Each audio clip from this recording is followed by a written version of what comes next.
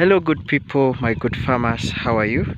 This is Kev and I'm very grateful for this project is going.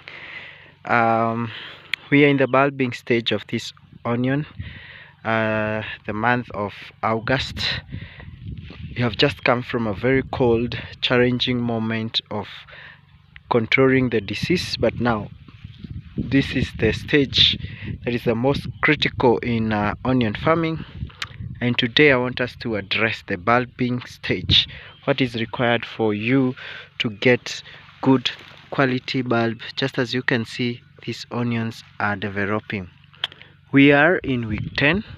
These onions could have bulbed earlier, more than the way they are currently, but because this place has been extremely cold in the month of July, that's why the bulbing stage has delayed a little bit. But all in all, the onions are forming the very good, nice, good color bulb, as you can see over here. Very good.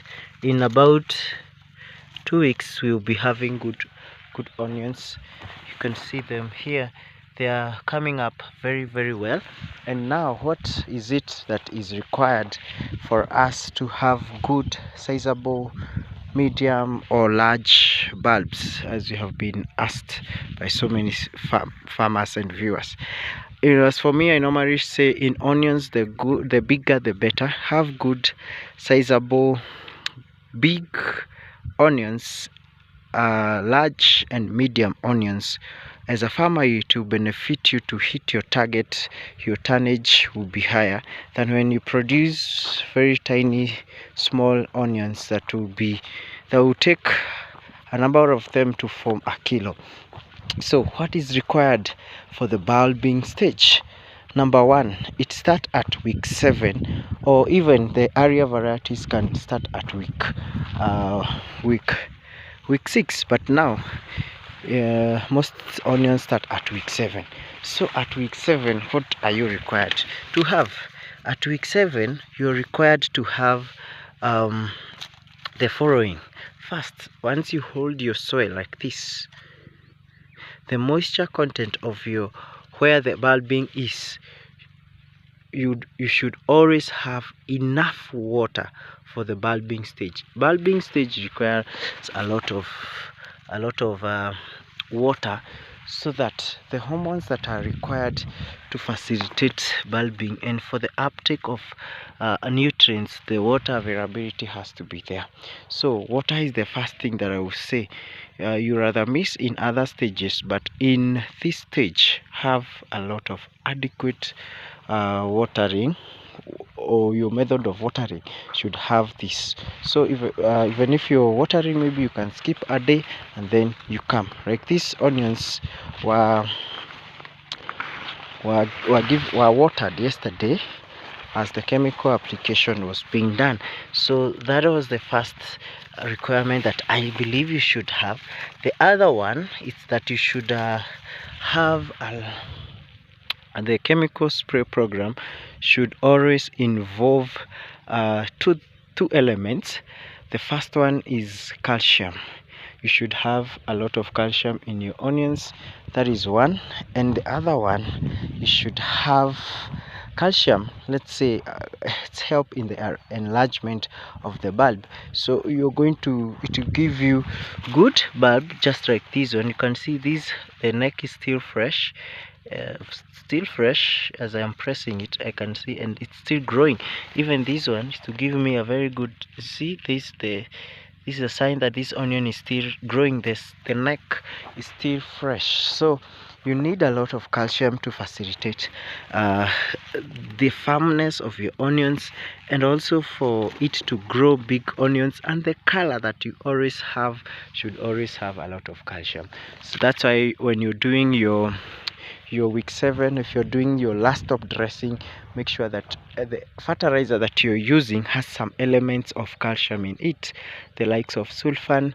It should have a number of some percentage of calcium in it. It helps in making sure that the onions are firm, the onions can stay longer, and the they add weight. The other element that is required is the potassium. Potassium is one major element that gives onions energy towards the end and a good finish. So you should always make sure that your onions have a lot of it in this stage of bulbing. So when the bulbing, when your onions lack potassium, definitely you're going to have very small onions. So in your soil analysis, make sure that you're having the correct proportional amount of potassium in towards the end of finishing it, so that you can enjoy having good onions that will give you will be marketable. So that is the work of potassium. It helps the onions to also increase in size, be firm, and give you good yield.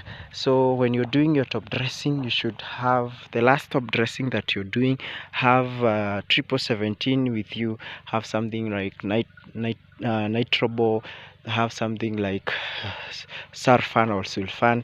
All these are product from Yara. For me, they make the best.